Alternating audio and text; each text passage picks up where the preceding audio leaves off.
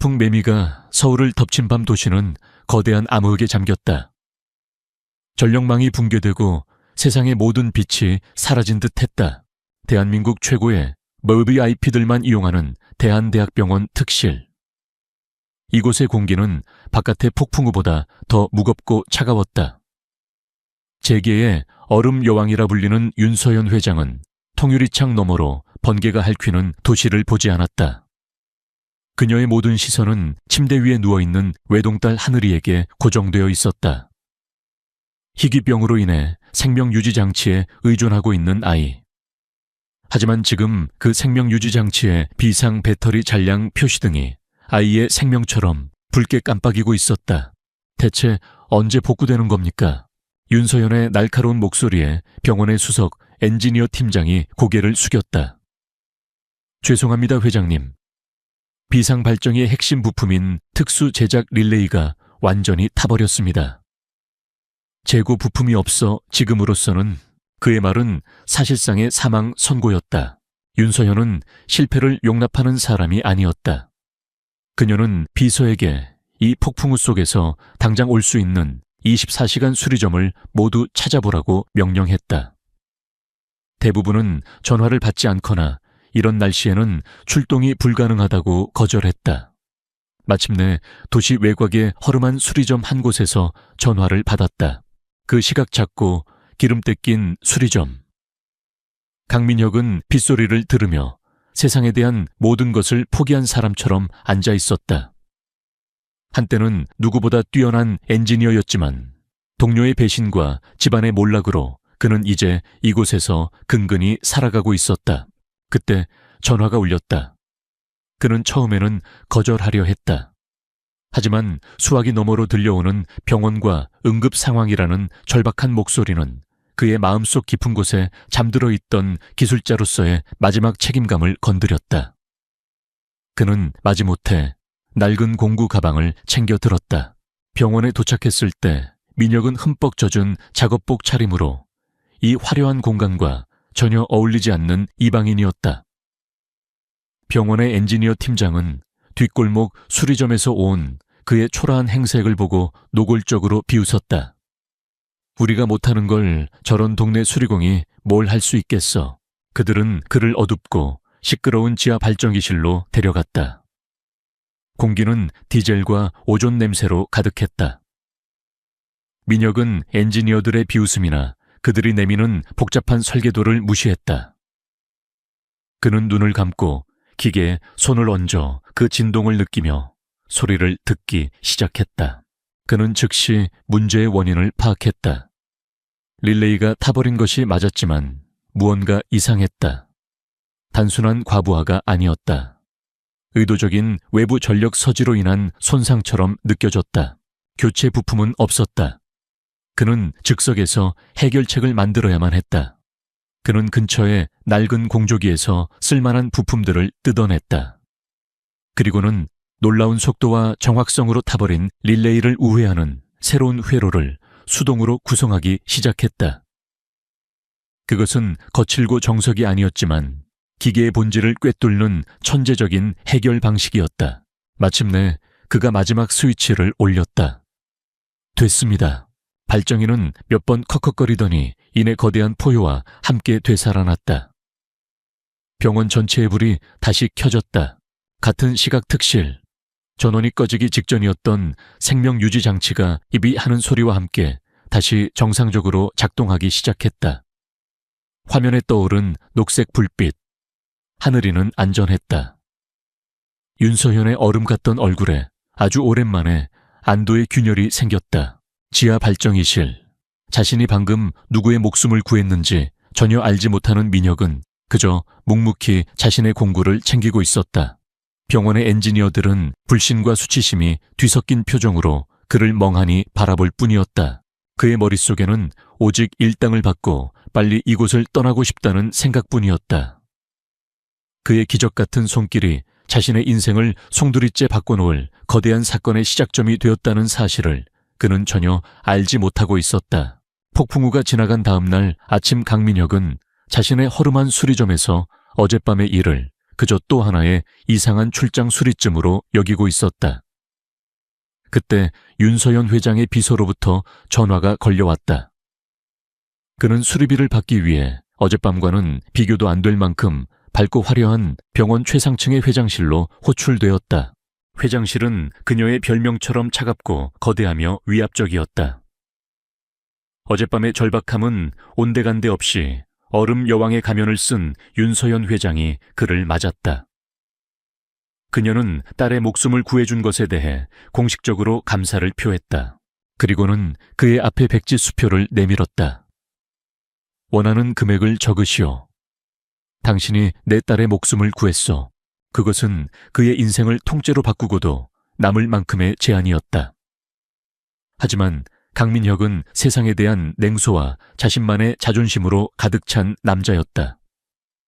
그는 백지 수표를 밀어내고 대신 자신의 주머니에서 직접 손으로 쓴 평범한 긴급 출장 수리비 청구서를 내밀었다. 저는 제 몫만 받습니다. 제 일에 대한 정당한 대가 그 이상은 필요 없습니다. 그의 행동에 윤서현은 난생 처음으로 당황이라는 감정을 느꼈다. 그녀는 돈과 권력 앞에서 아첨하는 인간들만 봐왔다.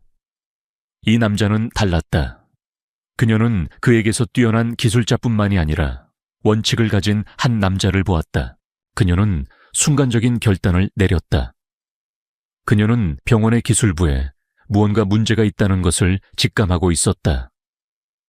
발정이 고장은 너무나 치명적이었다.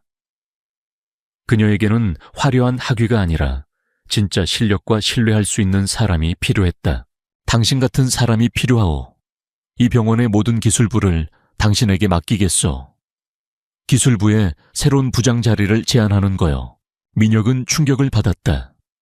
그는 자신이 경멸하는 이 위선적인 기업 세계와 엮이고 싶지 않았다. 저는 그런 자리에 어울리는 사람이 아닙니다. 그가 거절하려던 바로 그때 병원장인 박태준 이사가 회장실로 들어왔다. 그는 가식적인 미소를 띤 야심으로 가득 찬 남자였다. 그는 윤 회장의 딸이 회복된 것을 축하하기 위해 온 참이었다. 그는 두 사람의 대화를 듣고 속으로 민혁을 비웃었다. 그는 부드럽게 윤 회장을 말리며 제대로 된 경영 학위를 가진 사람을 뽑아야 한다고 제안했다. 그의 눈에는 민혁이 이 자리에 어울리지 않는 하층 계급의 기술자로 보일 뿐이었다. 박태준의 그 거만한 태도가 오히려 민혁의 마음을 움직였다.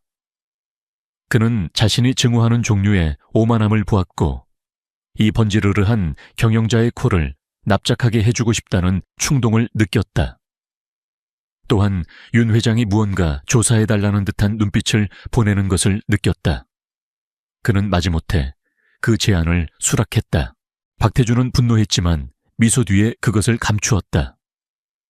그는 이제 민혁을 자신의 계획에 방해가 되는 예측 불가능한 위험한 변수로 여기기 시작했다. 그는 자신의 모든 힘을 동원하여 이 근본 없는 기술자를 실패하게 만들고 쫓아내리라 다짐했다. 잠시 후 민혁은 자신의 것이 된 넓고 낯선 새 사무실에 서 있었다. 그는 기름때 묻은 자신의 손과 깨끗한 주변 환경을 번갈아 보았다. 그는 자신이 물을 떠난 물고기 혹은 낯선 전쟁터에 던져진 군인이 된 것 같다고 느꼈다. 그는 자존심과 책임감 때문에 이 제안을 수락했지만 불길한 예감이 들었다. 그의 등 뒤에서 박태준 이사의 저기에 찬 시선이 느껴지는 듯했다. 그는 단순히 직업을 얻은 것이 아니라 싸움을 받아들인 것이었다. 기술부장 강민혁의 첫 며칠은 물을 떠난 물고기의 몸부림과도 같았다. 그는 끝없이 이어지는 회의와 서류 작업 그리고 가식적인 미소로 서로를 탐색하는 사내 정치의 염증을 느꼈다. 기술부의 직원들은 박태준 이사의 입김과 전임 부장에 대한 의리로 똘똘 뭉쳐 이 낙하산 부장을 노골적으로 무시하고 비협조적으로 대했다. 그들은 그를 자격 없는 외부인으로 여겼고 잘못된 보고서를 올리거나 주요 문제들을 일부러 알리지 않는 식으로 그를 공영에 빠뜨리려 했다. 하지만 민혁은 그런 사무실 정치에는 관심이 없었다. 그의 모든 신경은 오직 그날 밤의 발정이에 쏠려 있었다. 그의 기술자로서의 직감은 그날의 고장이 단순한 사고가 아니라고 계속해서 속삭이고 있었다. 그는 부장의 권한으로 그날 밤 타버린 릴레이와 관련 부품들을 모두 자신의 사무실로 가져오라고 지시했다. 직원들은 투덜거렸지만 명령에 복종할 수밖에 없었다. 박태준 이사는 이 모든 것을 일개 기술자의 부질없는 발버둥이라 여기며 재미있다는 듯 지켜보고 있었다. 민혁은 자신의 넓고 깨끗한 사무실을 자신만의 작업장으로 바꾸기 시작했다. 그는 자신의 낡지만 손에 익은 공구들과 오실로스코프 같은 전문 진단 장비들을 사무실로 들여왔다. 그의 이런 행동은 다른 부서 직원들의 경멸적인 시선을 받았다. 하지만 그는 아랑곳하지 않았다. 그는 여기서 자신의 진짜 일에 몰두했다. 그는 타버린 릴레이의 법의학적 분석을 시작했다. 그의 손은 타고난 지식으로 움직였고 그의 눈은 그 어느 때보다 날카롭게 빛났다. 그리고 마침내 그는 스모킹 건을 발견했다. 고배율 현미경 아래에서 릴레이 내부 회로의 손상 형태는 일반적인 과부하로 인한 손상과는 완전히 달랐다. 그는 아주 미세한 탄소 자국과 강력한 전자기 펄스, EMP나 직접적인 고전압 서지에 의해서만 생길 수 있는 특징적인 손상의 흔적을 발견했다. 누군가 의도적으로 병원에 교체 부품이 없는 바로 이 특수 부품만을 골라 파괴한 것이다. 그는 폭풍우가 몰아치던 그날 밤의 병원 전력 시스템 로그를 확인했다. 도시 전체에 전력이 나가기 불과 몇 초 전 발전기의 제어 시스템에만 외부가 아닌 내부에서 발생한 순간적인 대규모 전력 서지가 기록되어 있었다. 모든 조각이 맞춰졌다. 누군가 폭풍우를 핑계로 정전이 되기 직전에 내부에서 발전기를 먼저 파괴한 것이다. 비상 시스템이 가장 필요할 바로 그 순간에 그것이 작동하지 못하도록 그는 의자의 등을 기댄 채 눈앞에 놓인 증거들을 바라보았다. 등골을 타고 오싹한 소름이 돋았다. 이것은 사고가 아니었다. 무능함도 아니었다. 완벽하게 계획된 정교한 파괴 공작이었다. 그리고 그 목적은 단 하나. VVIP 병동의 생명 유지 장치를 멈추는 것. 이것은 명백한 암살 시도였고 그 목표는 윤서연 회장의 딸 하늘이었다. 민혁은 자신의 손에 들린 타버린 릴레이를 내려다보았다. 그는 이제 자신이 단순히 직업을 구한 것이 아니라 끔찍한 살인 음모의 한가운데에 발을 들여놓았음을 깨달았다. 그는 이제 병원을 치유의 공간이 아니라 전쟁터로 보게 되었다. 그는 왜 윤서연 회장이 자신을 이 자리에 앉혔는지 이해했다. 그녀 역시 무언가 의심하고 있었고 진실을 찾아낼 진짜 실력을 가진 외부인이 필요했던 것이다. 그는 윤서연 회장실로 연결된 내부 전용 수화기를 들었다. 그는 자신의 발견을 보고해야만 했다. 게임의 판도가 바뀌었다. 그의 역할은 이제 단순한 기술자나 관리자가 아니었다. 그는 이제 수사관이 되었다. 강민혁의 보고를 받은 윤서연 회장의 얼굴은 얼음장처럼 차갑게 굳어졌다. 그녀의 의심이 사실로 확인된 것이다. 그녀는 이제 강민혁을 전적으로 신뢰하게 되었고 그에게 비밀리에 전적인 지원을 약속했다. 박태준을 잡을 증거를 찾아오시오.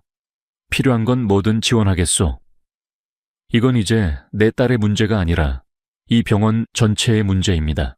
두 사람의 비밀 동맹은 그렇게 굳건해졌다. 그는 그녀의 수사관이자 그녀의 무기가 되었다. 한편 박태준 이사는 압박감을 느끼고 있었다. 새로운 기술부장은 쫓겨나기는커녕 오히려 더 깊숙이 파고들고 있었다. 그는 강민혁이 더 많은 것을 찾아내기 전에 그를 제거해야만 한다고 결심했다. 병원이라는 복잡한 공간 속에서 사고로 위장할 수 있는 방법은 많았다. 첫 번째 사고는 병원의 거대한 보일러실에서 계획되었다. 박태준은 유지보수 일정을 파악한 후 자신의 신복인 설비팀 직원을 시켜 고압 증기 파이프의 밸브에 미세한 흠집을 내도록 지시했다. 그리고는 사소한 압력 문제를 점검해야 한다며 민혁을 보일러실로 유인했다. 흠집이 난 밸브는 압력이 최고조에 달했을 때 터지면서 밀폐된 공간을 뜨거운 증기로 가득 채울 터였다. 하지만 민혁의 기계적 감각이 그의 목숨을 구했다. 보일러실에 들어서는 순간 그는 파이프에서 들려오는 거의 들리지 않을 정도의 날카로운 고주파음 금속이 스트레스를 받아내는 비명을 들었다. 그는 바닥의 비정상적인 진동을 느꼈다. 위험을 직감한 그는 파이프가 터지기 불과 몇 초 전에 몸을 날려 엄폐물 뒤로 숨었다. 치명적인 증기가 방을 가득 채웠지만 그는 가까스로 목숨을 건졌다. 그는 이것이 단순한 사고가 아님을 확신했다. 몇 주 후 박태준은 다시 한번 시도했다. 그는 특정 서비스 엘리베이터의 유지보수 프로토콜을 조작하여 몇 개의 핵심 안전장치를 무력화시켰다. 그리고는 거짓된 긴급 상황 보고를 만들어 기술 부장인 민혁이 직접 엘리베이터 통로 꼭대기에서 모터를 점검하도록 유도했다. 그의 계획은 민혁이 엘리베이터 카 위에 올라갔을 때 그의 공범이 원격으로 엘리베이터를 추락시키는 것이었다. 하지만 이번에도 민혁의 본능이 그를 살렸다. 모터를 점검하던 그는 케이블의 미세하고 불규칙적인 장력을 느꼈다. 그리고 제어실에서 원격 릴레이가 작동하는 아주 희미한 전자음 클릭 소리를 들었다. 그는 본능을 믿고 엘리베이터가 추락하기 직전에 몸을 날려 서비스 사다리로 옮겨 붙었다. 그는 어두운 엘리베이터 통로에 매달린 채 미친 듯이 뛰는 심장을 진정시켜야 했다. 그는 또다시 살아남았고 이제는 원격 조작 로그라는 새로운 증거까지 손에 넣었다. 민혁은 자신이 사냥당하고 있다는 것을 깨달았다. 그는 이제 발전기만이 아니라 박태준 이사 그 자체를 직접 조사하기 시작했다. 그는 주요 기술 구역에 몰래 자신만의 센서와 녹음 장치를 설치하기 시작했다. 사고가 있었던 시간대에 CCTV를 분석하며 박태준의 신복인 설비팀 직원들의 의심스러운 행동 패턴을 찾아냈다. 그는 발정이 파괴, 공작과 자신을 향한 살인 미수 사건들을 연결하며 박태준이 병원의 기반시설 자체를 무기로 사용하고 있다는 사실을 깨달았다. 늦은 밤 자신의 사무실. 민혁은 병원의 복잡한 시스템, 전기 배관 냉난방, 그리고 산소 공급 라인이 그려진 지도를 내려다보고 있었다. 그는 마치 체스판 자체가 무기가 된 기묘한 체스 게임을 하고 있는 기분이었다. 그는 박태준의 공격에서 살아남았지만 그가 더욱더 절박하고 위험해질 것이라는 것을 알았다. 그는 더 이상 수비만 하고 있을 수 없었다. 이제는 사냥꾼을 함정에 빠뜨릴 덫을 놓아야만 했다. 그의 손가락이 지도의 한 부분을 가리켰다. 중앙산소 공급 제어실. 병원의 가장 중요하고 가장 취약한 지점. 만약 박태준이 마지막 필사적인 수를 둔다면 바로 이곳일 터였다. 그는 박태준의 다음 수를 예측하며 등골이 오싹해지는 것을 느꼈다. 그리고 그는 이제 역으로 덫을 준비해야 한다는 것을 알았다. 강민혁이 자신의 목을 조여오고 있다는 것을 깨달은 박태준 이사는 마침내 마지막 카드를 꺼내들었다. 그는 더 이상 강민혁 한 사람만을 노리지 않았다. 그는 이 모든 문제를 한 번에 해결하고 모든 증거를 파괴하며 자신의 앞길을 막는 모든 것을 쓸어버릴 거대하고 끔찍한 계획을 실행하기로 결심했다. 그의 목표는 병원 지하 가장 깊숙한 곳에 위치한 중앙산소 공급 제어실이었다. 그는 그곳에 원격으로 작동하는 정교한 발화 장치를 몰래 설치했다. 그의 계획은 순도 높은 산소가 가득한 그곳에서 화재를 일으켜 병원 전체를 마비시킬 거대한 폭발을 만드는 것이었다. 이 재앙은 치명적인 시스템 오류로 위장될 것이고 그 책임은 자연스럽게 새로운 기술부장인 강민혁에게 돌아갈 터였다. 그리고 그는 이 비극을 수습하는 영웅을 연기하며 마침내 이 병원의 주인이 될 계획이었다. 그는 병원 이사회를 소집하여 자신에게 완벽한 알리바이를 만들어두고 발화 장치의 타이머를 세팅했다. 하지만 그가 예측하지 못한 것이 있었다. 강민혁은 이미 그의 수를 읽고 있었다. 산소 공급 제어실을 비밀리에 감시하고 있던 민혁의 센서가 원격 폭발 장치의 전자신호를 감지해낸 것이다. 그는 또한 바로 그 제어실의 화재 진압 시스템이 박태준의 사무실 컴퓨터를 통해 수동으로 비활성화되었다는 로그 기록을 확인했다. 그는 끔찍한 진실을 깨달았다. 그는 시간을 확인했다. 이사회가 시작되고 있었다. 그에게는 시간이 거의 없었다. 민혁은 중앙 엘리베이터를 이용할 수 없었다. 그는 병원의 미로 같은 서비스 통로와 환기구, 그리고 오직 기술부장인 자신만이 아는 비밀 통로를 통해 지하를 향해 달리기 시작했다. 그것은 좁고 어두운 공간 속에서 벌어지는 시간과의 처절한 사투였다. 그는 마침내 산소 공급 제어실에 도착했다. 그리고 그곳에는 이사회를 잠시 빠져나와 자신의 계획을 마지막으로 점검하러 온 박태준이 있었다. 그의 손에는 원격 기폭 장치가 들려 있었다. 두 남자는 마주 섰다. 박태준은 여유로운 미소를 지으며 민혁을 조롱했다. 네가 뭘 할 수 있는데 이 버튼 하나면 모든 게 끝나. 넌 병원을 위험에 빠뜨린 무능한 기술부장이 되는 거고 난 이 비극을 수습하는 영웅이 되겠지. 하지만 민혁은 당황하지 않았다. 그는 발정이 사보타주부터 자신을 향한 살인 미수까지 그가 모든 것을 알고 있음을 밝혔다. 그리고 자신의 방역을 공개했다. 내가 이럴 줄 알고 이 방으로 들어오는 메인 산소 공급 밸브를 이미 원격으로 차단해뒀습니다. 지금 폭발이 일어나도 그 위력은 미미할 겁니다. 그리고 이 방의 모든 문은 봉쇄되었고 윤서현 회장님께 모든 사실을 보고했습니다. 박태준의 얼굴이 분노와 불신으로 하얗게 질렸다. 그의 완벽한 계획이 물거품이 된 것이다. 그는 절망적인 분노에 휩싸여 민혁에게 달려들었다. 수동으로 메인 밸브를 열어 어떻게든 폭발을 일으키기 위해서였다. 제어 패널을 사이에 두고 두 사람의 격렬한 몸싸움이 벌어졌다. 그 순간 박태준이 기폭 장치의 버튼을 눌러버렸다. 발화 장치가 작동하며 10초를 알리는 카운트다운 경고음이 울리기 시작했다. 민혁은 필사적으로 방이 폭발하기 전에 메인 밸브를 열려는 박태준을 막아섰다. 마지막 남은 몇 초가 영혼처럼 흘러가고 있었다. 카운트다운이 1초를 남겨둔 절체절명의 순간. 강민혁은 박태준을 밀어내는 대신 자신의 몸을 날려 제어 패널의 붉은색 비상 버튼을 눌렀다. 그것은 가스 누출 시 방 안의 모든 산소를 강제로 배출하고 불활성 가스로 채우는 긴급 정화 시스템이었다. 슈익! 발화 장치는 불꽃을 튀겼지만 연소를 도울 산소가 없자 힘없이 꺼져버렸다. 폭발은 일어나지 않았다. 마지막 발악마저 실패로 돌아간 박태준은 산소가 희박해진 방 안에서 허망하게 주저앉았다. 바로 그때 봉쇄되었던 제어실의 문이 열렸다. 강민혁의 허풍이 아니었다. 그는 이 모든 상황을 계산하고 있었던 것이다. 민혁은 숨을 헐떡이는 박태준에게 다가갔다. 그는 더 이상 주먹을 쓰지 않았다. 그는 차분하게 그의 모든 범죄 증거들을 눈앞에 제시했다.